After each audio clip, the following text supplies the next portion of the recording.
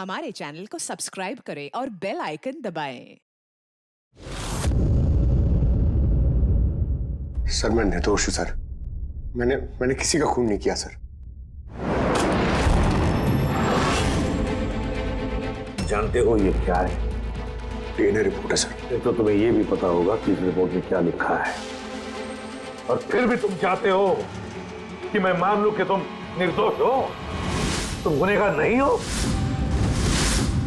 Sir आपने हमेशा हमें यह सिखाया सर कि सच से बड़ा दुनिया में कुछ भी नहीं है सर। इस केस की भी यही सच्चाई है सर। मैंने किसी का खून नहीं किया सर, मैं सच कह रहा हूं। अगर तुमने खून नहीं किया है तो फिर तुम्हारा खून उस हथियार पे कैसे, पंकज? मुझे नहीं पता सर। कैसे नहीं पता तुम्हें? हा?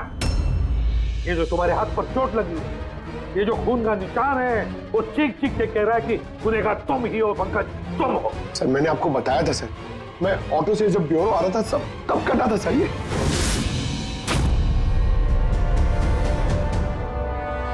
सर ये भी हो सकता है कि कोई पंकज को फंसाने की कोशिश कर रहा हो। पंकज, इस आदमी ने तुम्हारा हाथ काटा था, शायद वही तुम्हारे खून का सैंपल लेके गया हो क्राइम सीन पे डालने के लिए। सर नहीं सर, सैंपल नहीं हो सकता उसके पास। उसने जैसे ही मेरा हाथ काटा था सर तो वो चला गया था और खून तुरंत नहीं आया था सर, थोड़ा टाइम लगा था। उसके पास मेरा सैंपल नहीं हो सकता सर। अगर तुम्हारा खून किसी ने नहीं दिया तो फिर तुम्हारा खून क्राइम सीन पर सिर्फ एक ही तरीके से जा सकता है पंकज, और वो भी तब जब तुम वहां खून करने गए थे तब। ये क्या बात हुई सर? सर अगर पंकज को झूठ बोलना होता, हमें गुमराह ही करना होता तो ये बोल सकता था कि इसका सैंपल कोई लेके चला गया है, मगर इसने सच बोला। इसका सच कोई मायने नहीं रखता क्या सर? हाँ अभिजीत, सच बहुत मायने रखता है, लेकिन फिलहाल इस केस का सच यही है कि इस खून का एक ही सस्पेक्ट है, और वो है पंकज।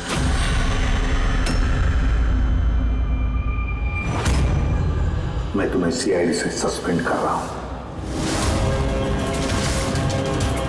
सर मेरा यकीन कीजिए सर, मैं सच कह रहा हूं।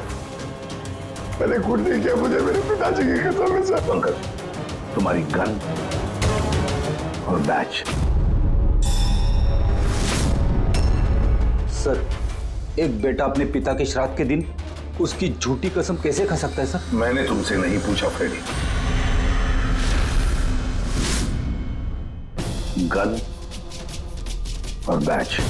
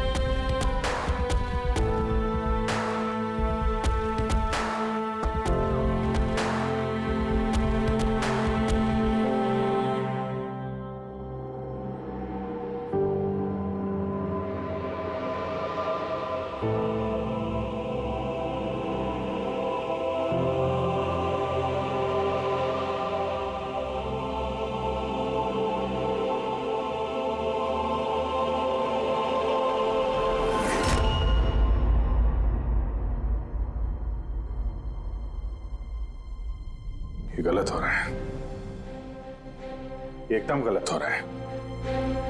नो ऑफेंस सर, लेकिन आप हम सब पे ऐसे हमेशा शक नहीं कर सकते। ये तुम क्या कह रहे हो अभिजीत? क्या गलत कहा मैंने? जब भी कभी किसी सीआईडी ऑफिसर के ऊपर झूठा इल्जाम लगता है, आप हम पे कभी भरोसा नहीं करते। ये तुम क्या बोल रहे हो अभिजीत? मुझे तुमसे ये उम्मीद नहीं थी। हमारी भी थोड़ी बहुत उम्मीद है सर आपसे। आपके एक इशारे पे जान देने को तैयार खड़े रहते हैं हम लोग। तो क्या इतनी सी उम्मीद रखना गलत है कि हमारे बुरे वक्त पे आप हमारा साथ देंगे, हम पे भरोसा रखेंगे? तो क्या मैं साथ नहीं दे रहा? सच जाने की कोशिश नहीं कर रहा हूं मैं? सच के इस सफर में आपने कई बार हमारे आत्मसम्मान को चोट पहुंचाई है सर, हमारे फर्ज, हमारी वफादारी पे शक करके। जब मुझ पे झूठे इल्जाम लगे थे, आपने मुझ पे भरोसा नहीं किया था। और जब तक अभिजीत निर्दोष साबित नहीं होता, उसे जेल में ही रहना होगा। जब दया पे झूठे इल्जाम लगे, आपने इस पे भी भरोसा नहीं किया। मगर शायद आप ही एक बात भूल गए, एक बार आप पे भी ऐसा झूठा इल्जाम लगा था। उस वक्त हम में से किसी ने भी आप पे शक नहीं किया था, बल्कि एक मजबूत दीवार बनकर सामने डटे खड़े रहे थे ताकि आपके ऊपर आंच ना आ सके। तो क्या आप वो हमारी हिम्मत, वो ताकत नहीं बन सकते सर? अभिजीत, मुजरिम से भी ज्यादा खतरनाक होता है एक इमोशनल सीआईडी ऑफिसर। तुम इमोशनल बन गए हो अभिजीत। मैं तुम्हें इस केस से हटा रहा हूं।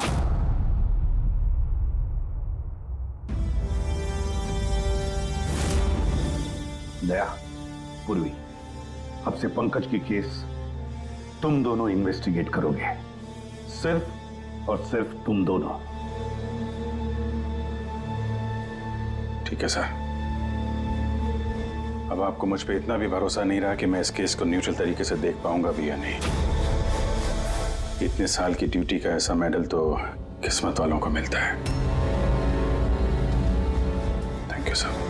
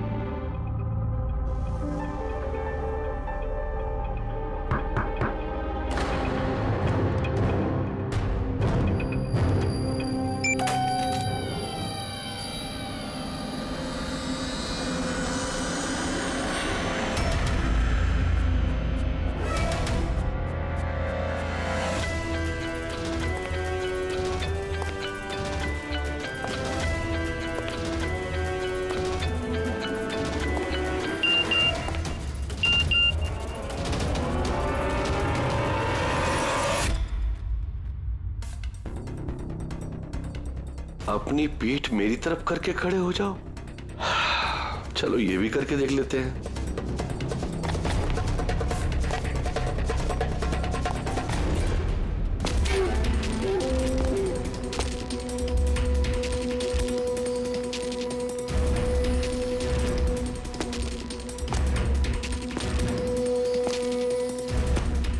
आप आ गए सर?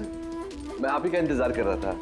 आप देखिए वहां फाइल पड़ी है, उसमें पूरा फाइनेंशियल प्लान पड़ा हुआ है और मुझे पूरा यकीन है कि आपको बहुत पसंद आएगा।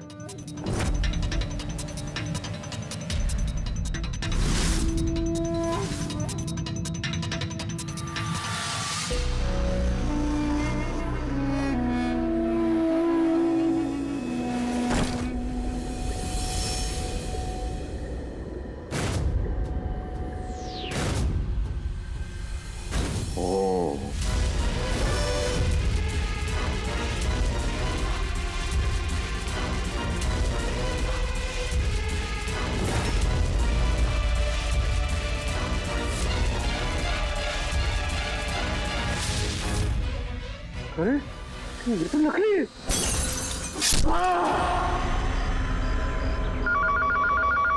हेलो एसीपी प्रद्युमन है। What? कब? अच्छा ठीक है।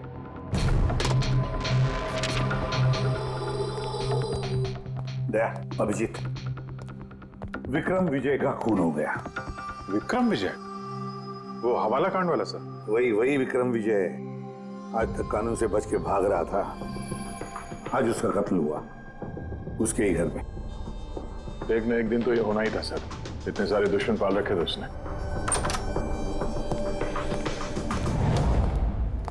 सर रियली सॉरी सर, थोड़ा लेट हो गया। क्या बात है पंकज, कहाँ रह गए थे तुम? सर वो डैड का श्राद्ध था सर, आज मंदिर गया था सर पूजा करने। ठीक है, और ये हाथ में क्या हुआ? अरे सर ये आते हुए लग गया, मामूली चोट है, इतना जोर से नहीं लगा सर। ठीक है, तैयार हो जाओ, एक मर्डर केस आया हुआ है। अब ये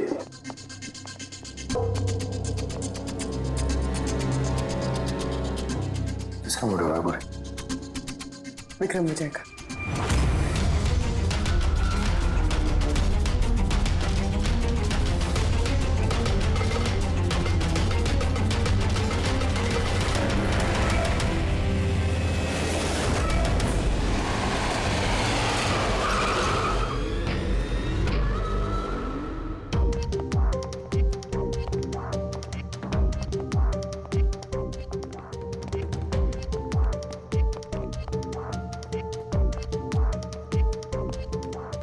CID? जी हाँ। सर मैं गोपाल हूँ, विक्रम सर का मैनेजर। ये तीनों कौन? ये मोहित, विशाल और ये राघव है, ये सर के सिक्योरिटी गार्ड्स हैं। और आप? ये विक्रम सर की वाइफ हैं, मधु मैडम, और बाकी सब स्टाफ है। बॉडी कहाँ है? सर बॉडी अंदर है। ये गर्दन पे वार किया है और पेट और छाती पे भी मारा है। वो नहीं पक्का करना चाहता था कि किसी भी तरीके से ये बचने ना पाए।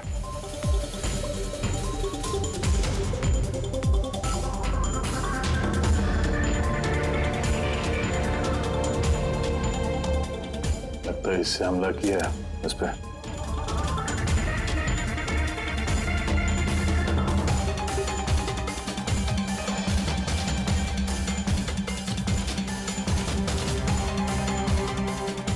विक्रम के फोन पे आखिरी मैसेज किसी अननोन नंबर से आया। अपनी पीठ मेरी तरफ करके खड़े हो जाओ। पीठ मेरी तरफ मतलब वो आदमी इसको अपना चेहरा नहीं दिखाना चाहता था क्या?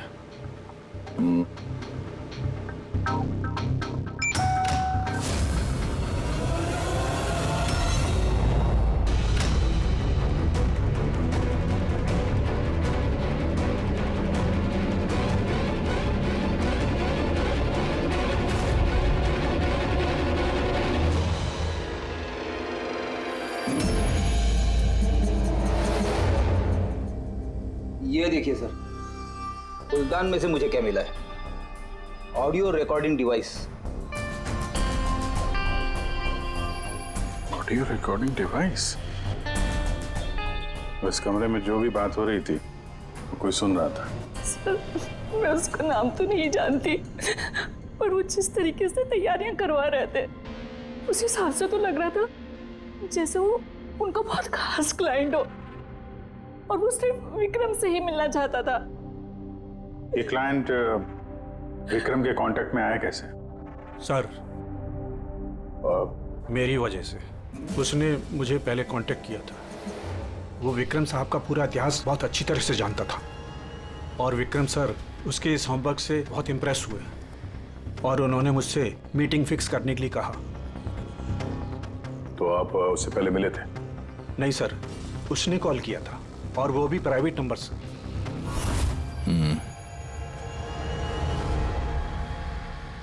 तो आप लोगों ने मीटिंग से पहले पूरी तैयारी कर ली थी? हाँ जी सर। उस कमरे को अच्छी तरह से चेक कर लिया था? हाँ। तो फिर ये ऑडियो की रिकॉर्डिंग डिवाइस ये कमरे में कैसे पहुंची? सर ये कहाँ से आया? फ्लावर में। फ्लावर पॉट में? वो तो तूने चेक किया था ना मोहित? मैंने चेक किया था सर, लेकिन मुझे फ्लावर पॉट में दिखा नहीं था। दिखा नहीं था? जी नहीं। अच्छा, ऐसे कैसे दिखा नहीं था? ब्यूरो चल, वहां पे अच्छे अच्छे को दिखने लगता है।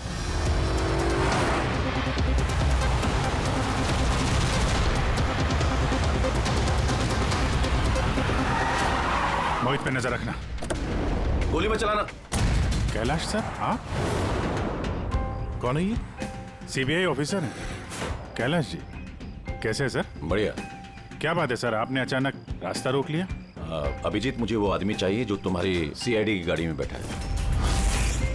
मोहित? वो हमारा मुजरिम है सर, हम उसे ब्यूरो ले जा रहे हैं इंटरोगेट करने के लिए। नहीं अभिजीत, वो मुजरिम नहीं है, एक सीबीआई अफसर है। क्या करें आप? ये मोहित सीबीआई ऑफिसर है? मगर सर ये तो वो गार्ड की नौकरी कर रहा था विक्रम। क्या दिखावा, सच को छिपाने के लिए। कैसा सच? मोहित एक अंडर कवर है और मेरे कहने पर वहाँ ड्यूटी कर रहा था, और मेरे कहने पे ही उसने विक्रम के वहाँ वो रिकॉर्डिंग डिवाइस लगाई थी। और इसीलिए कुछ भी बताने से मना कर रहा था ये। अंडर कवर है, मर जाएगा मगर प्रोटोकॉल नहीं तोड़ेगा। नहीं ठीक है सर, वो एक्चुअली थोड़ी बहुत पूछताछ करनी पड़ेगी, खून का मामला है। जस्ट जनरल बातचीत। और हमें वो ऑडियो रिकॉर्डिंग मिल सकती है सर? हम जानना चाहते हैं कि खूनी और विक्रम के बीच क्या बात हुई थी। आप आ गए सर? मैं आप ही का इंतजार कर रहा था। आप देखिए वहां फाइल पड़ी है, उसमें पूरा फाइनेंशियल प्लान पड़ा हुआ है और मुझे पूरा यकीन है कि आपको बहुत पसंद आएगा। ये नोट तो नकली है। सर ऐसा लगता है कि विक्रम विजय खूनी को जानता है, इसलिए खूनी ने उसे अपना चेहरा देखने ही नहीं दिया। और जैसे ही विक्रम को पता चला कि जो पैसे उसे दिए गए वो नकली हैं, खूनी ने उसे मार दिया और बैग लेके चला गया। तो काम करते हैं, इस मोहित से अंडरकवर कॉप से पूछताछ करते हैं। I'm sorry सर, ये केस अभी तक बंद नहीं हुआ है, इसलिए अगर मैं आप लोगों को कुछ भी और बताता हूँ तो वो प्रोटोकॉल का उल्लंघन होगा, विच आई डोंट वांट। देखो मोहित, मैं तुम्हारे प्रोटोकॉल की इज्जत करता हूँ, मगर कोई तो ऐसी चीज होगी ना जो तुम्हारी इन्वेस्टिगेशन के दौरान तुम्हें मिली हो, मगर तुम्हारे प्रोटोकॉल के दायरे में होने के बावजूद भी तुम हमें बता सकते हो। कुछ तो बताओ जिसके जरिए हम खूनी तक पहुंच सके। मैं आप लोगों को केवल इतना बता सकता हूँ कि पिछले काफ़ी सालों से सीबीआई इस विक्रम विजय के पीछे लगी हुई थी। आज से 15 साल पहले सन 2002 में सीबीआई ने एक अंडरकवर ऑफिसर को भी विक्रम विजय के पीछे लगाया था, कुछ खास सबूत इकट्ठा करने के लिए, लेकिन कुछ हासिल नहीं हुआ और अनफॉर्चुनेटली हमारे वो ऑफिसर मारे गए। एक मिनट, नाम क्या था इस ऑफिसर का? इंस्पेक्टर अधिराज।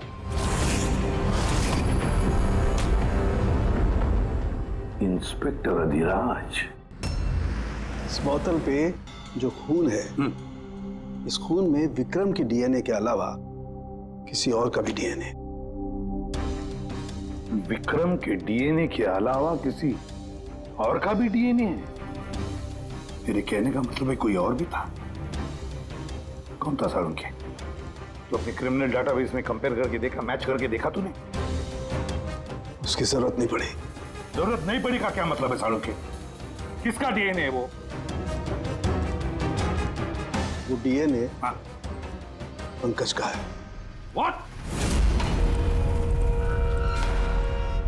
वो डीएनए पंकज का है? हमारे पंकज का? हमारे पंकज का। यार ये कैसे हो सकता है? CID officer Pankaj, CID officer Pankaj खून कर सकता है? हमारा एक ऑफिसर खून नहीं है। लेकिन सर पंकज खून क्यों करेगा? वही तो,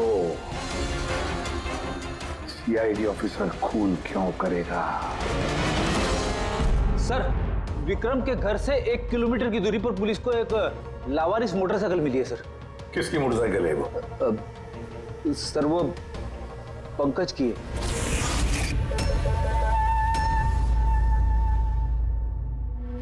लगा मुझे। क्या मतलब? पंकज की बाइक पड़ी है वहां पे और आप लोगों को हैरानी नहीं हुई? विक्रम विजय जिसकी मौत हुई है आज, 15 साल पहले अधिराज जी, पंकज के पिता, एक अंडरकवर कॉप, बॉडीगार्ड बन के विक्रम विजय के खिलाफ सबूत इकट्ठा कर रहे थे और उसी दौरान वो मारे भी गए। मतलब सर, पंकज को ये लगता है कि उसके पिताजी की मौत के पीछे विक्रम विजय का हाथ था और इसीलिए उसने अपने पिताजी की मौत का बदला लेने के लिए।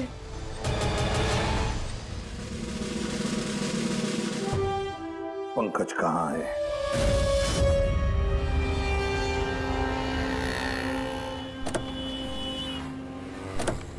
अरे सर, आप लोग? यही सवाल तो हम भी तुमसे पूछने वाले थे। तुम यहाँ क्या कर रहे हो? तुम तो बीमार थे ना? अरे सर, बाइक चोरी हो गई थी मेरी। ये सामने पुलिस स्टेशन में रिपोर्ट लिखाने आया था। ये देखिए। हमें पता है तुम्हारी बाइक कहाँ है। आप लोगों को कैसे पता सर? तुम्हारी बाइक विक्रम विजय के घर के पास मिली है। वही विक्रम विजय जो तुम्हारे पिता का खूनी है। जब ब्यूरो में एसीपी साहब ने बताया कि विक्रम विजय का खून हुआ है, तो तुम्हें पता था ना कि वही विक्रम विजय है? हाँ सर। अरे तो ब्यूरो में क्यों नहीं बताया तुमने? तुम्हें बताना चाहिए था ना कि विक्रम विजय तुम्हारे पिता का खूनी है। सर, डैड का श्राद्ध था सर। मंदिर से ब्यूरो आ रहा था, उनके बारे में सोच रहा था, ये न्यूज आ गई। एकदम हिल गया था सर, समझ में नहीं आ रहा था क्या करूं। और ये हाथ जो तुम्हारा कटा हुआ है, एग्जैक्टली हुआ क्या था? सर, ये तो जब मैं मंदिर से ऑटो पकड़ के आ रहा था,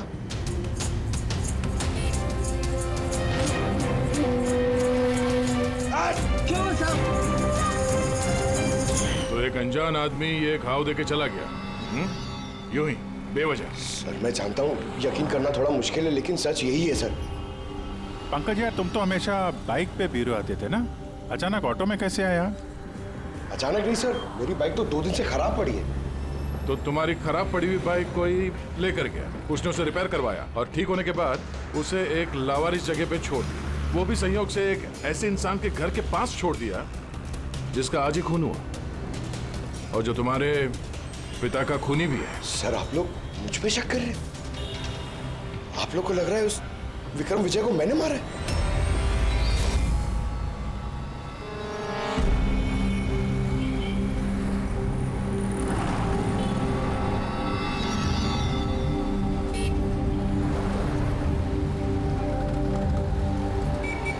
अगर ये पंकज अपने घर से विक्रम के घर पे गया होगा तो वो यहाँ इस जंक्शन से ही गुजरा होगा।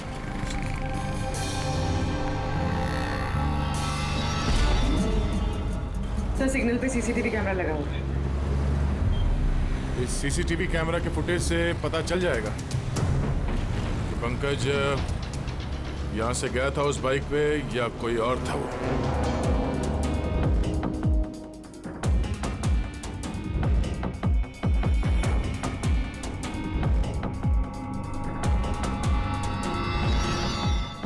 एक मिनट रिवाइंड करना, पॉज कर। सर, ये देखिए, कि पंकज की तरह नहीं लग रहा है। बाइक का नंबर है XYA4784।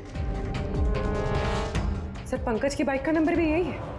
पूर्वी, ये पंकज इतनी लापरवाही तो नहीं कर सकता कि एक जुर्म करने के लिए जाते वक्त सड़क पे एक और जुर्म करे, सिग्नल तोड़ने का। जरूर कोई है जो पंकज को फंसाना चाहता है और उसी ने ये सिग्नल भी तोड़ा है ताकि हमारा जो शक है पंकज के ऊपर वो और मजबूत हो जाए। मगर सर, पंकज को कौन फंसाना चाहेगा? शायद उसका कोई पुराना दुश्मन। सर, मेरा ऐसा कोई पुराना दुश्मन नहीं है जो मुझे फंसाने के लिए ऐसी साजिश रचेगा। सर, पंकज, दिमाग पर जोर डालो, कोई तो होगा। नहीं सर, अगर तुम्हारा कोई दुश्मन नहीं है तो फिर ये खून तुमने ही किया है। तुमने अपने पिताजी की मौत का बदला लेने के लिए, और वो भी उनकी बरसी के दिन। सर, मेरा बदला लेने की कोई मेंटालिटी नहीं है सर। मैं खूनी नहीं हूं सर, मैं एक सीआईडी ऑफिसर हूं। जहां तक पिताजी की बात है सर, मैंने तो उन्हें ठीक से देखा भी नहीं। सर मुझे तो ऐसा कुछ याद भी नहीं है जो उन्होंने हमारे साथ कोई अच्छा टाइम स्पेंड किया हो या हमारे साथ रहे हो। सर उन्हें तो फर्क भी नहीं पड़ता होगा कि उनका कोई बेटा है जिसे उनकी जरूरत भी है। सर मतलब तुम्हारे पिताजी के साथ तुम्हारे संबंध अच्छे नहीं थे? सर वो एक अंडरकवर कॉप थे सर। वो ज्यादातर अपने काम में ही बिजी रहते थे। घर गृहस्थी परिवार बच्चे उनसे उनका कोई लेना देना नहीं था सर। मुझे तो सिर्फ मेरी माँ ने पाला है सर। लेकिन फिर भी पंकज, तुम्हारी अपनी पिताजी के साथ कुछ ना कुछ तो यादें जुड़ी होंगी ना? कुछ भी? बस सर थोड़ा सा याद है मुझे सर। मुझे मेले में ले जाते थे सर वो, मगर मेले में ले जाने से पहले सर वो मुझे हॉस्पिटल ले जाते थे हमेशा। हॉस्पिटल में? वो क्यों? शायद बचपन में वो बहुत बीमार रहता था और वो हॉस्पिटल ले जाते थे और मुझे बहुत दर्द होता था सर। दर्द? पंकज, कहाँ दर्द होता था? सर पीठ में, यहाँ पे सर। पीठ में? पंकज, डॉक्टर क्या करते थे पीठ में? नहीं सर, ऐसा कुछ याद नहीं आ रहा सर। याद करो पंकज, याद करो। सोचो क्या करते थे? तुम्हारी पीठ में इंजेक्शन लगाते थे या पीठ में से खून निकालते थे? क्या करते थे? याद करो। Sir sir sir drill machine से कुछ करते थे सर हॉस्पिटल में। क्या कहा? ड्रिल मशीन से? और उसके बाद तुम्हें पीठ में दर्द होता था? बहुत दर्द होता था सर। मैं हफ्तों तक सीधे बैठ भी नहीं पाता था। और फिर घर जाने के बाद तुम्हें नींद सी आती थी? कुछ अजीब सा लगता था? चक्कर आता था? हाँ सर। सर मेले में भी जब मैं घूमने जाता था तो नींद में ही रहता था सर। ऐसे चक्कर आते रहते थे सर बस। लेकिन सर इस बात का इस केस से क्या लेना देना? लेना देना है बॉस। मुझे लगता है इसके पिताजी ने इसकी बहुत छोटी उम्र में इसका बोन मैरो डोनेट करवा दिया था। लेकिन सर बच्चों का बोन मैरो डोनेट करवाना तो गैर कानूनी है ना? गैर कानूनी है, लेकिन मुझे लगता है बॉस पैसे की वजह से या किसी भी और वजह से उस डॉक्टर ने इसके पिताजी के लिए ये सब कुछ किया था। वो ठीक है सर, लेकिन मेरी समझ में अभी भी ये नहीं आ रहा है कि इस बात का इस केस से क्या कनेक्शन है? कनेक्शन ऐसे है पूर्वी कि कई बार जब बोन मैरो डोनेट किया जाता है तो जिसे बोन मैरो डोनेट किया जा रहा है उस व्यक्ति को ह्यूमन काइमेरिज्म हो जाता है। ह्यूमन काइमेरिज्म? ये क्या है सानकू साहब? यूं समझो कि जिस व्यक्ति को बोन मैरो डोनेट किया जा रहा है उस व्यक्ति के शरीर में 2 डीएनए पैदा हो जाते हैं। एक डीएनए वो जो उसका खुद का है ओरिजिनल, और दूसरा डीएनए वो जो बोन मैरो जिसका ट्रांसप्लांट हुआ है उसका। इसका मतलब है सर पंकज का बोन मैरो जिसे मिला शायद उसके खून में भी ये पंकज का डीएनए शामिल है। Exactly that. बस मुझे लगता है कोई बहुत ही खास होगा वो जिसके लिए पंकज के पिताजी ने ये सब कुछ किया। कोई ऐसा खास आदमी जो पंकज के पिताजी इंस्पेक्टर अधिराज के बहुत ही करीब था और उसकी मौत का बदला लेने के लिए उसने ये खून कर डाला। पर कौन?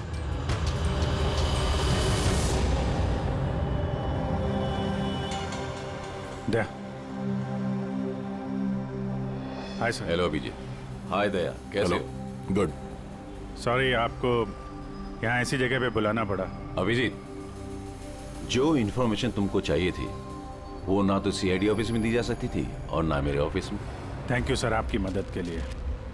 पंकज एक ईमानदार ऑफिसर है सर, और आपकी मदद से शायद हम उसकी बेगुनाही साबित कर पाए। अभिजीत, तुम्हें याद है एक खतरनाक मुजरिम था राका, उसको पकड़ने में तुमने मेरी मदद की थी, तो समझ लो मैं उसी का बदला चुका रहा हूं। दोस्ती में बदले नहीं चुकाए जाते सर। एक्चुअली हमें पंकज के पिता इंस्पेक्टर अधिराज जी के बारे में जानकारी चाहिए, जितनी भी आप दे सकें। आपने काम किया है ना इंस्पेक्टर अधिराज के साथ? हाँ दया, अधिराज बहुत ही ईमानदार अफसर था और बहादुर भी। मुझे तो ये कहने में गर्व होता है कि हमने एक साथ काम किया। सर एक्चुअली हमें ये पता करना था कि उनके अंडर कवर मिशन के दौरान उनके कभी किसी से कोई खास रिश्ते बने थे। I mean, कोई नया परिवार, ऐसा कुछ। अभिजीत, ये जो अंडर कवर की दोहरी जिंदगी होती है, मुश्किल होता है जीना। एक पुलिस वाला भी तो इंसान ही होता है ना, और उसे भी वो चौकट कभी कभी नहीं लगनी चाहिए जो वो लांग गए। मतलब उनको भी किसी से प्यार हुआ था? उनका कोई दूसरा परिवार भी था? हाँ, अधिराज की दूसरी पत्नी बच्चे को जन्म देने के बाद गुजर गई। ओह, और अधिराज जी की मौत के बाद इस दूसरे बच्चे का क्या हुआ? ये राज हमेशा राज ही बना रहा कि अधिराज ने उस दूसरे बच्चे को कहाँ रखा, कैसे पाला, और वो बच्चा कहाँ गया, कभी किसी को नहीं मिला। और ये जो बच्चा है दूसरी शादी से, क्या उम्र रही होगी उसकी? ये पंकज से कोई 2-3 साल बड़ा होगा। शादी पंकज की माँ से पहले हुई थी, पर बच्चा दूसरी बीवी से पहले हुआ था। शायद उसे कोई बीमारी होगी जिसकी वजह से अधिराज जी ने पंकज का बोन मैरो उसे दिलवाया होगा। और अपने पिता की मौत का बदला लेने के लिए खून शायद पंकज के सौतेले भाई नहीं किया है। पर अब सवाल ये उठता है कि पंकज का ये सौतेला भाई है कौन और अभी कहाँ है? मुझे कुछ अंदाजा हो रहा है कि क्या हुआ होगा उसके साथ। कैलाश जी, हमें एक मदद और चाहिए। इस अंडर कवर मिशन के दौरान और कौन कौन लोग थे आपके साथ, उन सब की जानकारी चाहिए, और अधिराज जी की पूरी कुंडली भी। अभिजीत, ये जरा मुश्किल होगा। जानता हूं सर, ये थोड़ा मुश्किल है, लेकिन किसी की बेगुनाही साबित करनी है, और आप यकीन रखिए ये सारी इंफॉर्मेशन हमारे बीच में रहेगी, बस। ओके। अरे यार, और कितना इंतजार करना पड़ेगा? ये लोग टाइम पे आते क्यों नहीं?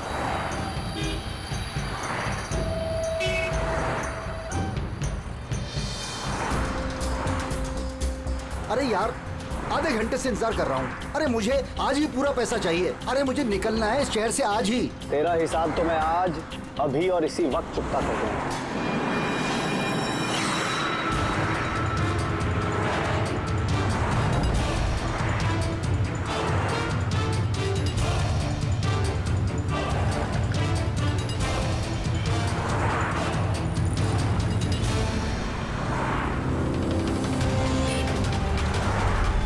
तेरा अकाउंट सीआईडी बंद करेगी। ये सर के सिक्योरिटी गार्ड्स हैं। नहीं अभिजीत, तो मुजरिम नहीं है, एक सीबीआई अफसर है।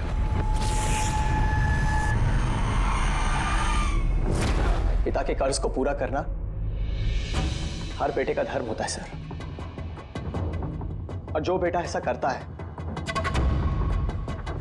वही अच्छा बेटा कहलाता है, और वो हूं मैं।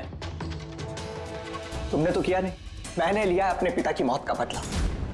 देखो मोहित, तुम दोनों के पिताजी इंस्पेक्टर अधिराज एक नेक, ईमानदार और बहादुर इंस्पेक्टर थे। क्या लगता है तुम्हें, उन्हें तुम जैसे मुजरिम बेटे पर गर्व होगा या पंकज जैसे ईमानदार सीआईडी ऑफिसर पर? तो सच बात तो यह है कि पिताजी को हमेशा से इस पंकज पर गर्व था, और प्यार भी वो इससे ही ज्यादा करते थे। मुझे तो उन्होंने अनाथ आश्रम में डाल दिया था सर, ताकि उनके दूसरे परिवार पे कोई आंच ना आ सके। वो ये बात बताती तो हमारे पास आई क्यों नहीं? मैं तो भाई हूं तुम्हारा यार। हम दोनों मिलके पकड़ते विक्रम को, और कानून के रास्ते। नहीं चाहिए थी मुझे तुम्हारी मदद। हमारे पिताजी के कातिल को कैसे पकड़ना है और कैसे उससे बदला लेना है, ये सारी प्लानिंग मैंने कर रखी थी सर, बहुत सालों से। और यही कारण है कि मैं सीबीआई ऑफिसर बना, और ठीक हमारे पिताजी की तरह ही एक अंडर कवर ऑपरेशन पे गया विक्रम विजय के खिलाफ। लेकिन इस बार उसे सजा दिलवाने के लिए नहीं सर, बल्कि उसे खत्म करने के लिए। एक सीबीआई ऑफिसर होकर भी तुमने जुर्म किया। तुम जैसे लोगों की वजह से ही लोग कानून पर विश्वास करने से कतराते हैं। इस काम में केतन ने तुम्हारी मदद की थी ना? हाँ सर, केतन भी मेरे पिताजी के साथ काम करता था। वो भी एक अंडरकवर कॉप था। उसी ने मुझे सब कुछ बताया और उसके बताने से ही मुझे पता चला कि बचपन में मेरा एक ऑपरेशन भी हुआ था। और जब तुम्हें पता चला कि तुम्हारे खून में 2 डीएनए, एक तुम्हारा दूसरा मेरा, तो तुमने खून करके मुझे ही फंसा दिया। हाँ, और इसीलिए मैंने अपना खून बहाकर उस हथियार पे डाल दिया था और उसके बाद तुम्हारा हाथ काटा ताकि एक तीर से 2 निशाने लग जाए। मेरे दोनों दुश्मन, हमारे पिताजी का कातिल वो विक्रम विजय। हेलो कैलाश सर, सर मैंने विक्रम विजय के रूम में ऑडियो डिवाइस लगा दिया।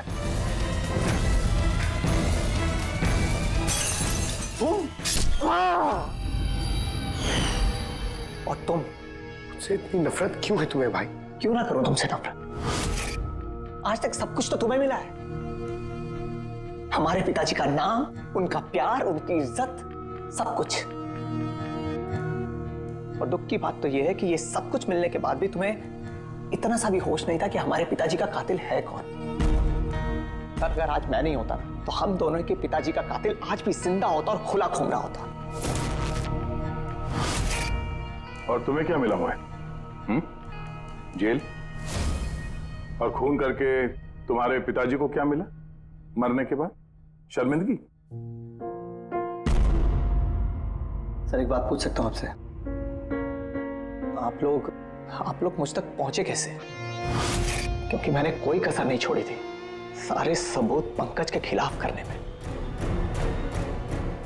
मोहित, हम जानते थे कि पंकज ऐसा कभी नहीं करेगा। और रही बात तुम तक पहुंचने की, जब हमें 2 डीएनए के बारे में पता चला तो हमने तुम्हारे पिताजी इंस्पेक्टर अधिराज का बैकग्राउंड चेक किया। उसमें हमें पता चला कि उनका और भी एक बेटा है, तुम। और फिर बस हमने उस बेटे की पूरी कुंडली निकाली, मतलब तुम्हारी। और फिर सारा मामला समझ में आ गया। बहुत गलत किया तुमने मोहित, बहुत गलत किया। कानून तुम्हें कड़ी से कड़ी सजा देगा, शायद उम्र कैद या फांसी।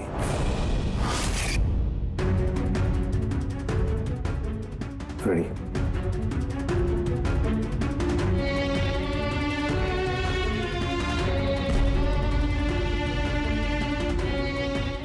Ready sir. मैं जानता हूं तुम्हारे दिल में सिर्फ मेरे लिए कड़वाहट है, मगर मुझे पता ही नहीं था कि मेरा कोई एक भाई है। मुझे नहीं मालूम कि तुम्हारे साथ क्या होने वाला, मगर तुम एक बात हमेशा याद रखना, मैं तुम्हारा इंतजार कर रहा हूं। I'll wait for you.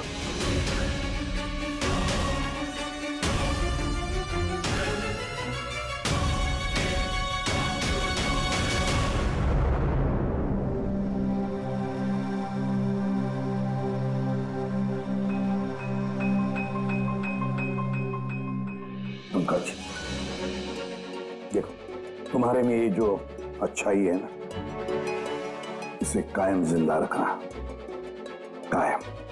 Welcome back to CID. Thank you sir. Sir, I am sorry sir. आप सही कह रहे थे। इमोशनल होके मैं कुछ जरूरत से ज्यादा ही बोल गया सर। I am sorry. देखो अभिजीत, तुम सब लोग मेरे लिए ना सिर्फ सीआईडी ऑफिसर्स हो, बल्कि मेरा गुरूर हो, मेरा आत्मविश्वास हो, मेरी ताकत हो। और एसीपी प्रद्युमन ने आज तक अपनी ताकत पर कभी शक नहीं किया और ना कभी करेगा। इम्तिहान की घड़ियां तो आती है और आती रहेंगी भी, मगर फर्ज की राह पर चलते वक्त अगर अपने बेटे पर भी गोली चलाना क्यों न पड़े, हाथ कांपने नहीं चाहिए। For more updates, subscribe to our channel, click the show links and enjoy watching the videos.